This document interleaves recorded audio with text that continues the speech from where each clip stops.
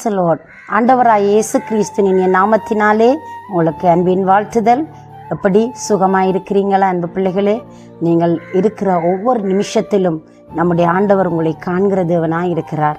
உங்களுடைய தனிமையின் பாதையில், நீங்கள் தனித்து விடப்பட்ட அந்த சூழ்நிலையில் உங்களுடைய விண்ணப்பங்கள் கேட்கப்படாமல், உங்களுடைய தேவைகள் சந்திக்கப்படாமல், ஏதோ ஒரு எதிர்பார்ப்பு கூட இன்று வரையும் நிறைவேறாமல் நீங்கள் மனம் அதைரியமடைந்து சோர்ந்து போய் உட்கார்ந்து கொண்டிருக்கிறீங்களா?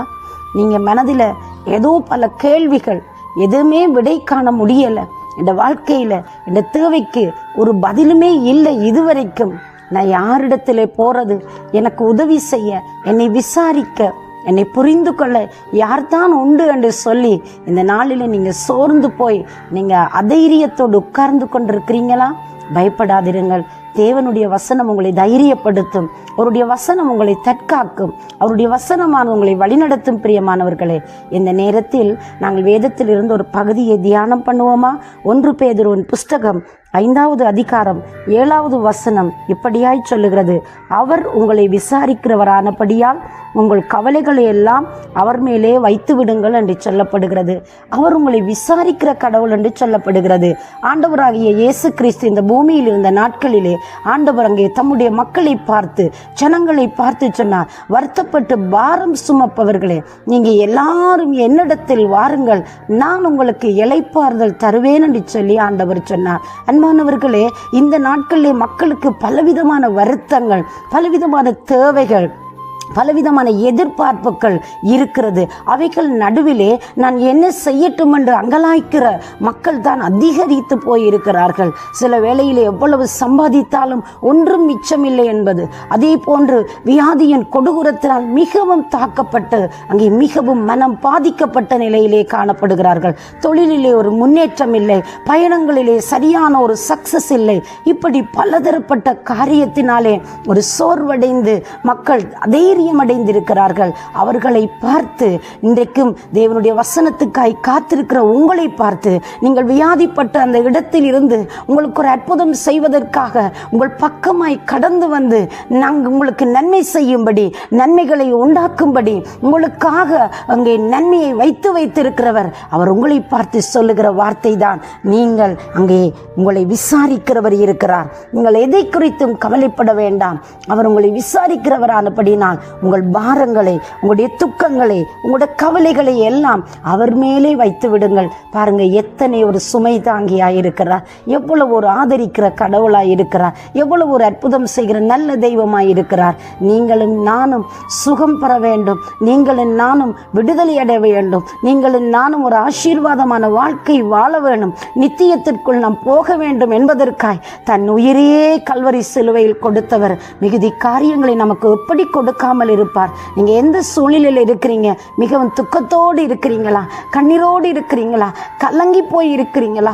ஐயோ ஆண்டவரே, நான் என்ன செய்யட்டும், நான் என்ன செய்யட்டும் என்று பலவிதமான கேள்விகளோடு போராடி கொண்டிருக்கிறீங்களா? அன்றைக்கு ஒரு நாள் அங்கே ராகேல் என்கிற பெண் பிள்ளை இல்லாமல் அவள் அழுகிறாள். அவளுடைய நிந்தியை தேவன் புரட்டி போடத்தக்கதாய், நிந்தியை திருப்பி போடத்தக்கதாய் அந்த பெண்ணுடைய கண்ணீரை கேட்டார். அந்த கண்ணீரை கண்டு அவளுடைய கதறலை பார்த்து தேவன் ஒரு அற்புதம் செய்தார். பிரியமான பிள்ளைகளே, அந்த பெண்ணுக்கு ஆளுகை செய்யத்தக்க இங்கே பிள்ளைகளை கொடுத்தார். இன்றைக்கும் கூட நீங்கள் ஒருவேளை பலவிதமான நிந்தனைகளினால் மனம் நொந்து போயிருக்கிறீங்களோ, பிள்ளை பாக்கியம் இல்லையே என்று சொல்லி அநேகர் உங்களை குற்றப்படுத்தி குறை கூறி உங்களை வேதனைப்படுத்தி கொண்டிருக்கிறார்களா? இல்லாவிட்டால் உங்கள் வாழ்க்கையிலே கடன் தொல்லை என்று சொல்லி உங்களை எல்லாரும் ஒதுக்கி கழித்து வைத்திருக்கிறார்களா? நீங்கள் முன்பதாக நிற்க முடியாதவர்களால் மற்றவர்களால் புறக்கணிக்கப்பட்டிருக்கிறீங்களோ?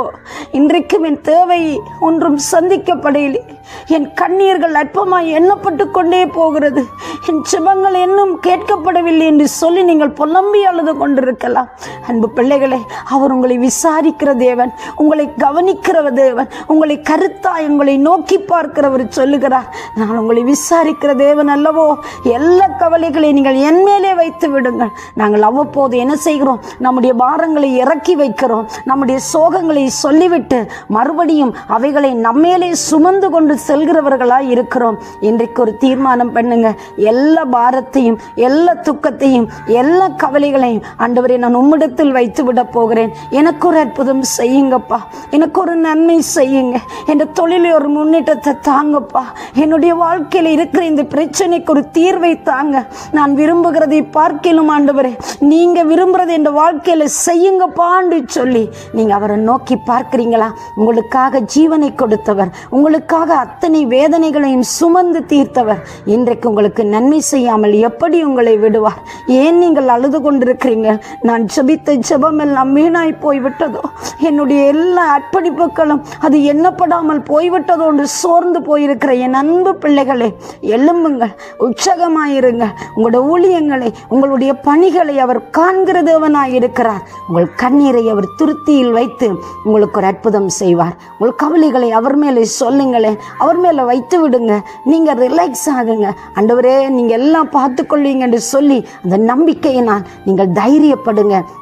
இன்றைக்கும் தேவன் உங்களுக்கு ஒரு அற்புதம் செய்து உங்களை கனம் பண்ண வல்லமை உள்ளவராக இருக்கிறார். எல்லா மனிதர்கள் உங்களை கைவிடுகிற பொழுது கைவிடாமல் கடைசி வரை உங்களை வழிநடத்துகிற ஒரே ஒரு ஜீவன் நம்மை படைத்த ஆண்டவர் தான். அன்பானவர்களே, அவரை நோக்கி பார்க்கிறீங்களா? உங்களுக்கு உதவி செய்யும்படி நான் உங்களுக்காய் மன்றாடட்டுமா? நாங்கள் அவரை நோக்கி பார்க்கலாம். சர்வ வல்லமை உள்ள நல்ல ஆண்டவரே, இயேசுவின் நாமத்தினாலே உம்மை நோக்கி பார்க்கிற பிள்ளைகளுக்கு ஒரு அற்புதம் நடப்பதாக என்று நாங்கள் ஜெபிக்கிறோம். உடைய கண்ணீர்கள் துடைக்கப்படுவதாக, உடைய கவலைகள் தீருவதாக, உடைய பார சுமைகளை எல்லாம் நீர் ஏற்றுக்கொண்டு இவர்களை இலகுவாக்கும் சுவாமி, இவர்களை விடுவியும் நாதா. ஒரு அற்புதம் செய்யும் ஐயா. உன் பிள்ளைகள் என்ன எதிர்பார்ப்போடு, என்ன தேவையோடு உடைய பாதத்திலே பணிந்து நிற்கிறார்களோ சுவாமி, இந்த நாளில் ஒரு அற்புதம் செய்யும் சுவாமி, ஒரு அற்புதம் செய்யுங்க நாதா. ஒரு அதிசயத்தை உண்டு பண்ணுங்க பிள்ளைகளுடைய வாழ்க்கையில.